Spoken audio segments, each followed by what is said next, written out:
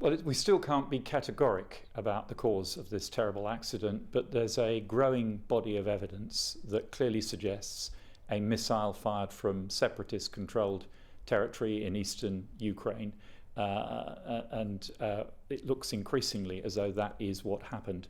Our focus now is on securing the site so that there can be a proper international investigation to identify the cause and the perpetrator so that we can bring them to justice, and in making sure that the victims are dealt with proper dignity and respect.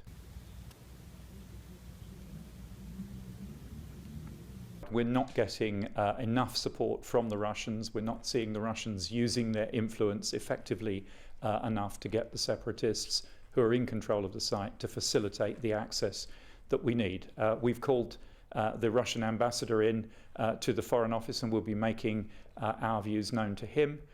We will continue in New York at the UN Security Council to push for the Security Council's clear demands to be met, and if they're not being met, to be reasserted.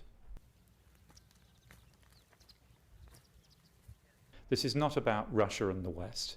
It's about the entire international community demanding that the proper access to this site is made available, that the victims' bodies are properly recovered, and that the evidence is secured.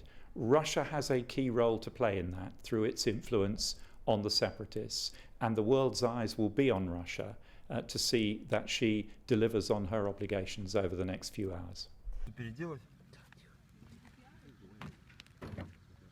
Well, we believe that 10 is the final tally of British victims, and we are in contact with the families of all of those victims. We can never be absolutely certain that as the investigation progresses we won't find a further British victim, but we believe it to be 10.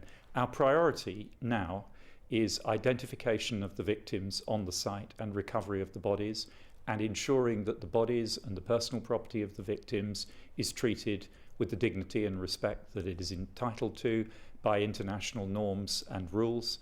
And we will be putting pressure on the Russians to use their influence with the separatists on the site to ensure that the bodies and the personal belongings are properly treated.